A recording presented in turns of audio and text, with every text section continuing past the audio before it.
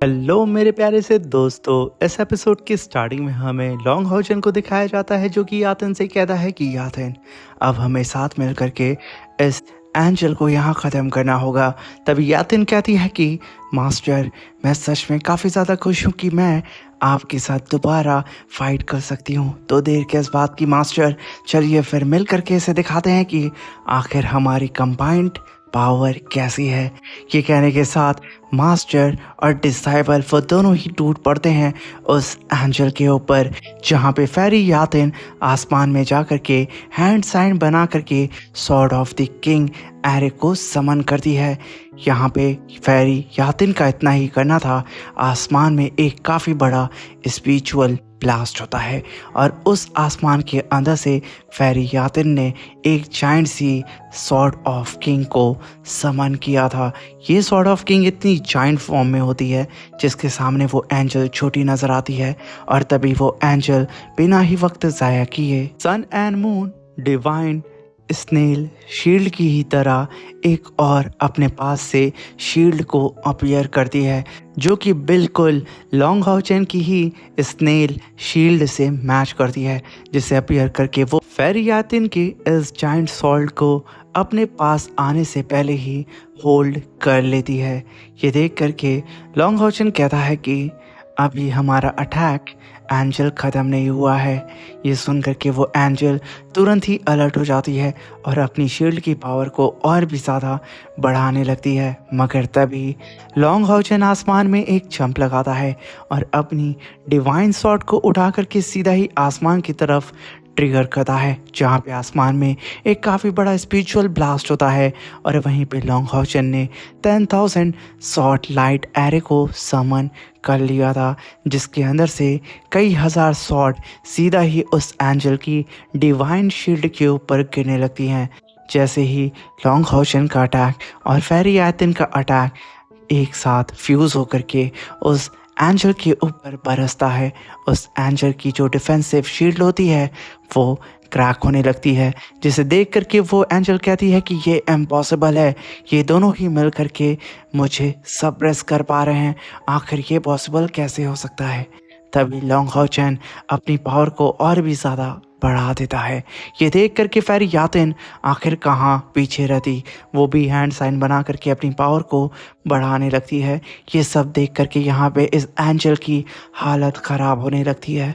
तभी हम देखते हैं कि जैसे ही हाउचन और फेरी यातिन ने अपनी पावर बढ़ाई थी, जिसकी वजह से वहाँ पे एक काफ़ी बड़ा स्पिरिचुअल ब्लास्ट होता है और एंजल की जो शील्ड होती है वो चकना चूर हो जाती है और इस ब्लास्ट के इम्पैक्ट की वजह से एंजल नीचे जाके गिरती है और उसके मुंह से खून तक निकल रहा होता है और उसके सामने लॉन्ग हॉचन और फेरी यातिन खड़े होते हैं, जहाँ पे फेरी यातिन कहती है कि मास्टर, क्या हम जीत गए। वहाँ पे लॉन्ग हॉचन कुछ बोलता उससे पहले ही वो एंजल बोलती है कि ह्यूमंस, तुम जीत चुके हो, मगर मैं तुम्हारे साथ एक डील करना चाहती हूँ।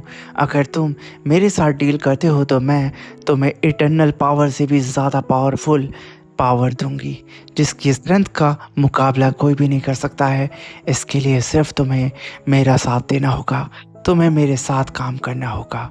मगर तभी लॉन्ग हॉचन कहता है कि मैं तुम्हारे इस ऑफ़र को रिजेक्ट करता हूँ, मुझे सिर्फ़ और सिर्फ यहाँ पे इटर्नल रिंग चाहिए, जिसके लिए मैं यहाँ पे आया हूँ। उसके अलावा मुझे और कुछ भी नहीं चाहिए। ये सुन करके वो एंजल वहाँ पे मुस्कुराने लगती है और लॉन्ग हॉचन से कहती है कि एक बार फिर से सोच लो, ऐसी अपॉर्चुनिटी मैं बार बार हर किसी को नहीं देती हूँ और ये अपॉर्चुनिटी लाख साल में सिर्फ एक बार किसी को मिलती है। तभी लॉन्ग हॉचन कहता है कि मेरा इरादा अटल है, मुझे तुम्हारी पावर की ज़रूरत नहीं है। ये सुन करके वो एंजल भड़क जाती है और वो अपने और प्रेशर को रिलीज़ करके लॉन्ग हॉचन और फेरी यातिन को पीछे ढकेल देती है और उन दोनों से ही गुस्सा करके कहती है कि तुम लोगों को कुछ ज़्यादा ही जल्दी है मेरे ऑफ़र को रिजेक्ट करने की, तो चलो मैं तुम्हें दिखाती हूँ कि आखिर इटर्नल पावर से भी ज़्यादा पावरफुल चीज़ मेरे पास क्या है, आखिर मैं क्या चीज़ हूँ। ये कहने के साथ वो अपने ऑरा प्रेशर को रिलीज़ करते हुए अपने स्टिक से एक काफ़ी पावरफुल लेज़र बीम अटैक आसमान की ओर करती है, जहाँ पे चारों ही तरफ उस एंजल की पावर गूंज रही होती है। और तभी हम देखते हैं कि आसमान में एक ब्लास्ट होता है और उस ब्लास्ट के अंदर से कई सारे इमॉर्टल कल्टीवेटर बाहर निकलते हैं। वो सब फेरी यातिन और लॉन्ग हॉचन को चारों ही तरफ से घेर चुके थे, जिसे देख करके वो एंजल कहती है कि इसी पावर की मैं बात कर रही थी जो कि इटर्नल पावर से कई गुना ज़्यादा पावरफुल है। मेरे पास सुप्रीम इटर्नल की पावर है। तुम्हारे सामने जो कल्टीवेटर्स दिख रहे हैं ये सब के सब इमॉर्टल्स हैं। इन्हें कभी ना मार सकते हो और ना ही काट सकते हो, क्योंकि ये हर बार रीबॉर्न हो जाएंगे। क्यों ना मैं तुम लोगों को अपनी सुप्रीम इटर्नल पावर का मज़ा चखाऊं। एक बार तुम भी मेरी पावर को फील करो और तुम्हें एहसास तो हो कि आखिर तुम लोगों ने यहाँ पे किस चीज़ को मना किया है। ये सुनकर के लॉन्ग हॉचन और फेरी यातिन शांत खड़े होते हैं, मगर फेरी यातिन वहाँ पे गुस्साई जा रही होती है। मगर तभी वो एंजल उन सारे ही डमी इमॉर्टल्स के पास जाती है और उन सबको आदेश देती है कि जाकर के वो लॉन्ग हॉचन और यातिन को ख़त्म कर दे। तभी वो सब के सब टूट पड़ते हैं लॉन्ग हॉचन और यातिन के ऊपर। हम वहाँ पे यातिन को देखते हैं जो कि बच करके अलग डायरेक्शन में भाग रही होती है और उसके पीछे वही मॉडल्स होते हैं। तभी यातिन हैंड साइंस को बना करके सीधा ही काफ़ी पावरफुल स्पिरिचुअल अटैक सीधा ही अपने सामने आ रहे पूरे के पूरे उन पपेट इमॉर्टल्स के ऊपर काफ़ी पावरफुल स्पिरिचुअल अटैक करती है, जहाँ पे काफ़ी बड़ा ब्लास्ट होता है। मगर यहाँ पे क्या, वो सारे ही इमॉर्टल फिर से अपनी बॉडी को रिकवर कर ले रहे होते हैं, जिसे देख करके फेरी यातिन के होश उड़ जाते हैं और वो भागते हुए सीधा हॉचन के बगल से गुजरती है और कहती है कि मास्टर, इन सारे ही पपेट्स की बॉडी बहुत स्ट्रांग है। ये इतने पावरफुल अटैक करने के बावजूद इनकी बॉडी डिस्ट्रॉय नहीं हो रही है। तभी हाउचन अपने डिवाइन स्वॉर्ड से उन सबको मारते हुए कहता है कि यातिन, तुमने सही कहा, साथ में इन सारे ही पपेट्स की स्ट्रेंथ मुझसे कई गुना ज़्यादा है। इनसे डील कर पाना इतना आसान नहीं होगा। तभी फेरी यातिन कहती है कि आखिर मास्टर, हम फिर यहाँ क्या करें? क्या हम यहाँ पे मारे जाएंगे? तभी लॉन्ग हॉचन कहता है कि फेरी यातिन, यहाँ पे हम इन सारे इमॉर्टल पपेट्स को तो नहीं मार सकते हैं, मगर हम लोग इस एंजल को तो मार ही सकते हैं, क्योंकि ये सारे इमॉर्टल पपेट बहुत ज़्यादा हैं, मगर इनको लीड सिर्फ वो एंजल कर रही है। इसलिए फेरी यातिन, तुम मुझे बैकअप दो और मैं सीधा ही जा रहा हूँ उस एंजल के ऊपर अटैक करने के लिए। ये सुनकर के फेरी यातिन तुरंत ही अपनी पावर को रिलीज़ करती है और अपने मास्टर से कहती है कि मास्टर, आगे बढ़ें आप। ये कहने के साथ वो आसमान में जाकर के sword of the king array को समन करती है और तुरंत ही वहाँ पे सॉर्ड ऑफ रेन एरे को समन करके थाउजेंड्स ऑफ सॉर्ड से सीधा ही नीचे उड़ रहे सारे इमॉर्टल पपेट्स के ऊपर अटैक करती है और हाउचन का रास्ता क्लियर करती है। वहीं पे हाउचन अपने सामने आ रहे सारे ही पपेट्स को अपने सॉर्ड से मारते हुए काफ़ी तेज़ी से सीधा ही उस एंजल के करीब पहुंचता है और अपनी सॉर्ड से काफ़ी पावरफुल अटैक सीधा ही उस एंजल के ऊपर करता। उससे पहले ही वो एंजल टेलीपोर्ट होकर के लॉन्ग हॉचन से दूर हट जाती है। तभी वो एंजल लॉन्ग हॉचन के ठीक ऊपर जा करके खड़ी हो जाती है और अपनी पावर को रिलीज करके पावर ऑफ द गॉड को समन करती है, जहाँ पे एक जायंट गॉड का स्टैचू अपीयर हो जाता है और उसके सामने हाउचन एक छोटा बच्चा नजर आ रहा होता है। और तभी हम उस एंजल को देखते हैं जो कि कहती है कि हाउचन, तुम सिर्फ थोड़ा सा ही टाइम से चूक गए, वरना तुम मुझे मारते थे। ये कहने के साथ वो अपने म्यूज़िक एरे के फाइनल चैप्टर को अपीयर करती है।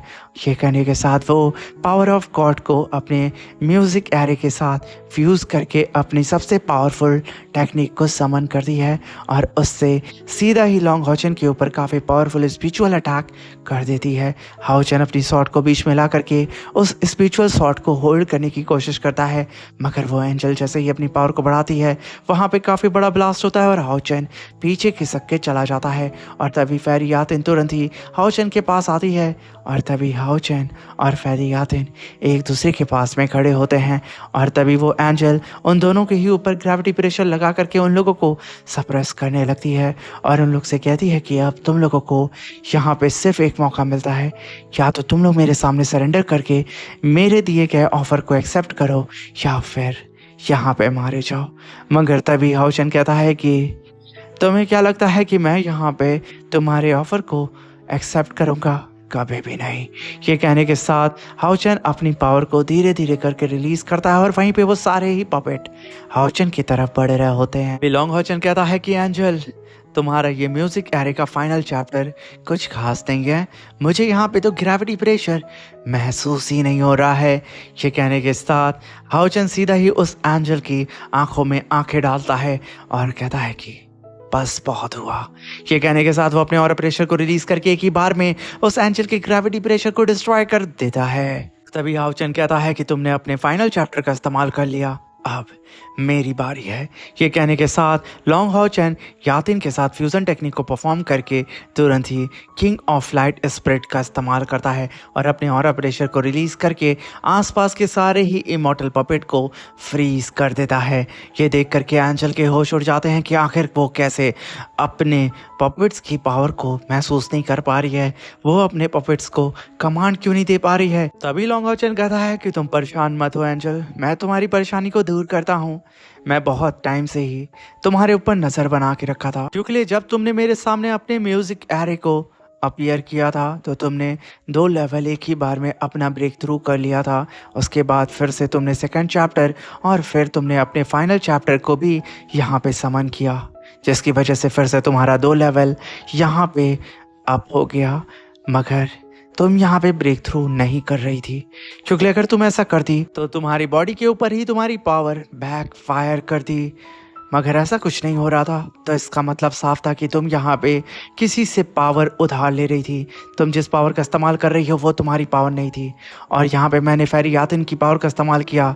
तुमने अपनी आंखों से देखा है कि फेरियातिन ने अपना ब्रेक थ्रू करके किंग ऑफ लाइट स्पिरिट में खुद का ब्रेक थ्रू कर चुकी है, जिसकी वजह से मैं उसकी पावर का इस्तेमाल करके आसपास में बह रही सारी ही स्पिरिचुअल पावर को होल्ड कर सकता हूँ, क्योंकि फेरियातिन स्पिरिचुअल रैलम को अब कंट्रोल कर सकती है। और मैंने तुम्हारी पावर को इन सारे पपेट और साथ में तुम जिससे अपनी पावर को ले रही हो उसकी पावर को भी मैंने यहाँ पे सप्रेस कर दिया है। ये कहते ही लॉन्ग हाउचन अपनी शॉट को उठाता है और अपनी पावर को रिलीज करते हुए 3 इमॉर्टल ड्रैगन को समन करता है और सीधा ही उस एंजल से कहता है कि तैयार हो जाओ मेरी पावर का मजा चखने के लिए, क्योंकि अब तुम यहाँ पे अपनी पावर का तो इस्तेमाल कर ही नहीं सकती, क्योंकि अब तुम मेरे लेवल की हो चुकी हो। मगर अफसोस की बात यह है कि मैं तुमसे 2 लेवल अप हूँ। ये कहने के साथ लॉन्ग हाउचन उसकी तरफ बढ़ता है। तभी एंजल अपनी पावर को रिलीज करते हुए अपने चारों ही तरफ स्पिरिचुअल शील्ड बना लेती है। तभी हाउचन कहता है कि इसका कोई फायदा नहीं होने वाला, ये मेरे अटैक के सामने कुछ भी नहीं है। ये कहने के साथ लॉन्ग हाउचन सीधा ही उस एंजल के ऊपर काफ़ी पावरफुल स्ट्राइक करने के लिए आगे बढ़ जाता और कहता है कि मैं यहाँ पे जानता हूँ कि तुम यहाँ पे इंटरनल रिंग से ही अपनी पावर को ले रही हो। ये भेद तुम्हारा बहुत पहले ही खुल चुका है, तभी तो मैंने तुम्हारी पावर को पूरी ही तरीके से फेरियातिन की पावर का इस्तेमाल करके सील कर दिया है। अब तुम्हें यहाँ पे कोई भी बचा नहीं सकता है मेरे फाइनल स्ट्राइक से। तभी हम देखते हैं कि सच में वो एंजल इटर्नल रिंग से ही अपनी पावर को ले रही होती है। तभी हम हाउचन को देखते हैं जो कि बेहद उसके करीब पहुंच चुका था और काफ़ी पावरफुल स्लैश अटैक सीधा ही उस एंजल की शील्ड के ऊपर लॉन्ग हाउचन कर देता है, जहां पे एक ही स्ट्राइक में उस एंजल की तीनों ही स्पिरिचुअल शील्ड डिस्ट्रॉय होती है और लॉन्ग हाउचन उन सब को डिस्ट्रॉय करके आगे बढ़ चुका था, जहाँ पे इतना बड़ा स्पिरिचुअल ब्लास्ट होता है कि पूरा का पूरा इटर्नल ट्रायल रूम हिल चुका था। तभी हाउचन सडन टेलीपोर्ट होकर के throne of eternity and creation के पास आ जाता है, जहाँ पे एक आवाज़ लॉन्ग हाउचन को सुनाई देती है जो कि उससे कहती है कि कॉन्ग्रेचुलेशन, तुमने इटर्नल रिंग के फर्स्ट ट्रायल के पीछे छुपी हुई मिस्ट्री को समझ लिया है।